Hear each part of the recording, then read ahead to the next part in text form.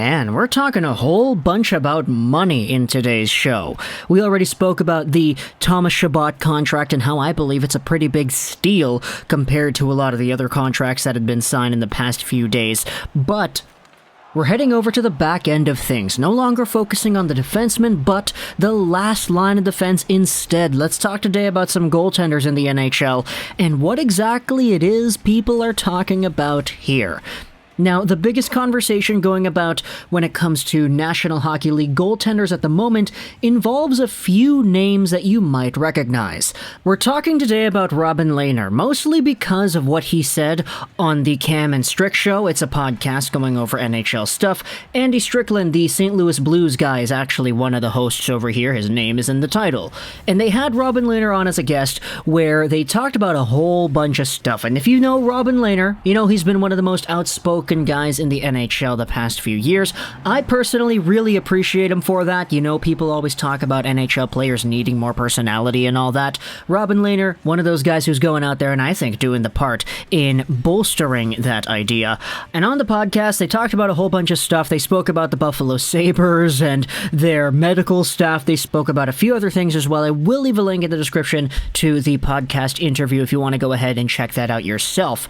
But one of the things they also spoke about on the podcast was goaltending contracts. And in particular, there was one comment that was made by Lehner that started making the rounds on social media that I wanted to go over here and just kind of, analyze the idea behind it so we can try to get into a discussion as to why this may be the case. So the post on the Cam and Strick Twitter account has the quote right here. This is kind of paraphrased. There is a lot more stuff that Lehner actually says in between some of these sentences, which is why I highly recommend you go ahead and listen to the podcast. But he says himself that, yeah, he's got the years, but he hasn't gotten paid. Anyone who said I got paid didn't look at my numbers. Tell me how Markstrom got $6 million and I got $5 million. How Bobrovsky got $10 million. I'm way underpaid. Now again, that quote isn't directly word for word what happened in that sequence. He goes on to say, Markstrom, we had a great statistical year, but I've had better years. He talks about Bobrovsky and says the same thing, that yeah, he's getting $10 million, I'm getting $5 million. So compared to other NHL players, and he says that there's a bigger sample that he can go off of, he is indeed underpaid. Now, I will say, right off the bat, a lot of people went out there and said, oh, he's complaining about this or that. It's not really the case here. The way he talks about it on the podcast, you can tell that he isn't really saying it as a complaint. He's just kind of stating it as something that he happens to believe, which I think is way different than going out there and whining on a podcast about you being underpaid and all these other guys getting paid more. Robin Lehner actually defended himself earlier yesterday, and he said, people who think that in my latest podcast I was complaining about my salary for the reason of actual money are crazier than my fifth personality on a bender in Amsterdam. That's a great line, by the way. I love how he so eloquently constructed that simile right there. He then says that it's about the fact that I had better stats than most of those guys and I got paid less because I'm open about mental health issues. Now, I'm not going to focus on that in particular in this video over here. Lo and behold, that very well might be the case because we do know that Robin Lehner has been a lot more outspoken about mental health and mental wellness concerns than most in the NHL, which I personally do think is a good thing. I think it's important to have these kinds of conversations over here. But it cannot be said that Robin Lehner is not more outspoken than others, and if that is what he believes, that this is why he is paid less, then I guess that's a little bit of a different discussion. But let's just go over the contracts right here that Lehner lays out and Lehner's contract himself. Robin Lehner signed a $5 million 5-year deal on the Vegas Golden Knights system last year in October. It's an AAV of 5, so a total of $25 million.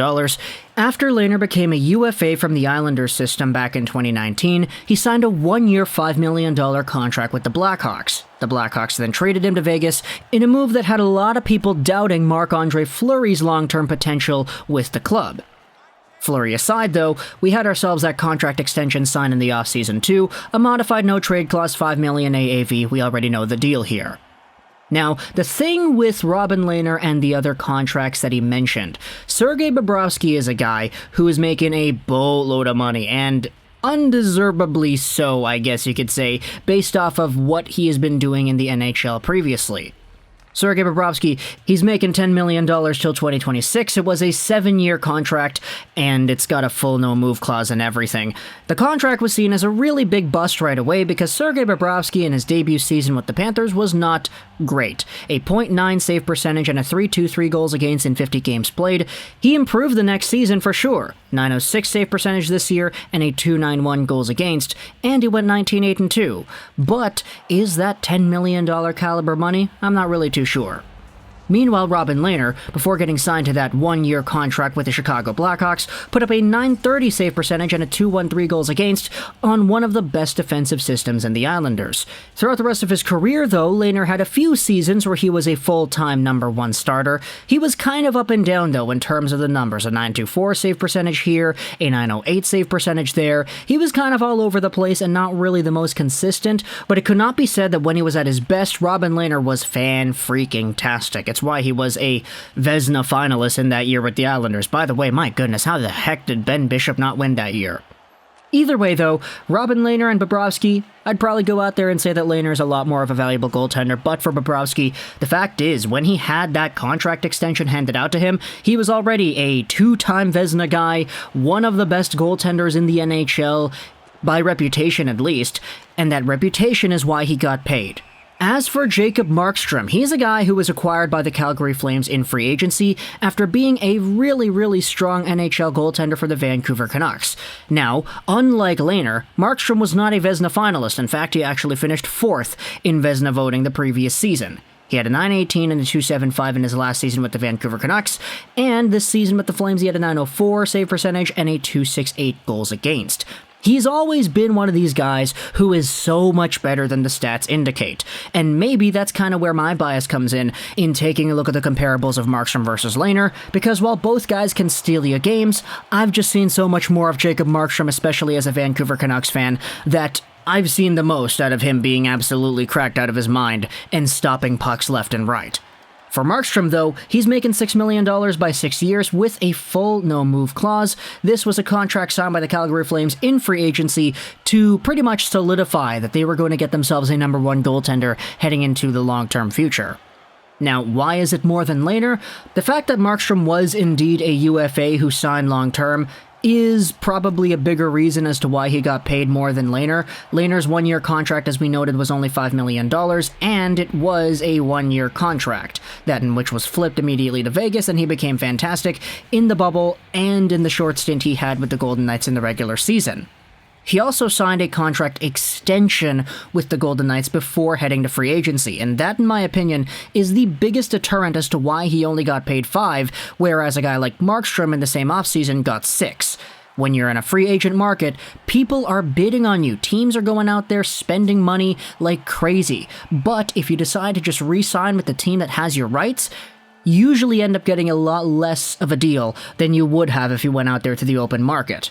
Furthermore, Robin Lehner didn't sign his extension with the Golden Knights, the $5 million AAV extension, with the intention of being the number 1 guy. That was an aspect that Markstrom with the Flames and Bobrovsky on the Panthers both had the second they put pen to the dotted paper right there.